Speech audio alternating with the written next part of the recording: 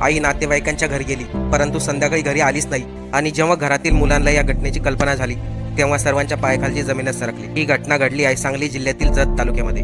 इंदू पांडुरंग बिराजदार, वय वर्ष 42, असं या महिलांचे नाव। 42 वर्षे इंदू या आपला एक मुलगा आणि मुलीबरोबर पाटील वस्तीवर राहत होते। इंदू यांचे पती मुंबईमध्ये कामाला आहेत। एक मुलगी मुंबई पोलिसांमध्ये कार्यरत आहे, तर लहान मुलगी पोलीस भरतीची तयारी करत आहे आणि मुलगा गावामध्ये दूध संचालन केंद्र चालवतो। 42 वर्षे इंदू या आपल्या लहान मुलीबरोबर गावातील नातेवाईकांकडे लहान मुलाला पाहण्यासाठी गेल्या होत्या। नातेवाईकांच्या घरून आल्यानंतर आईने मुलीला घरी पाठवून दिले आणि कोणत्या तरी नातेवाईकाला भेटायचं म्हणून सांगितले, परंतु बराच वेळ होऊन गेला, आई घरी आली नाही। म्हणून मुलांनी आईला फोन केला, परंतु आईचा फोन काही लागला नाही। दुसऱ्या दिवशी आईचा मृतदेह गावातील एका निर्जन स्थळी विहिरीमध्ये आढळला। गावातील एका व्यक्तीला 4 लाख रुपये उसने दिले होते, ते पैसे इंदू परत मागत होत्या, म्हणून समोरच्या व्यक्तीने कोणी नसल्याचा फायदा घेत इंदू यांच्या डोक्यात जोराचा प्रहार केला आणि इंदू त्याच ठिकाणी बेशुद्ध झाल्या। त्यानंतर त्यांना एक निर्जन स्थळी गावामध्ये विहिरीमध्ये फेकून दिले, परंतु पोलिसांनी आरोपीला 36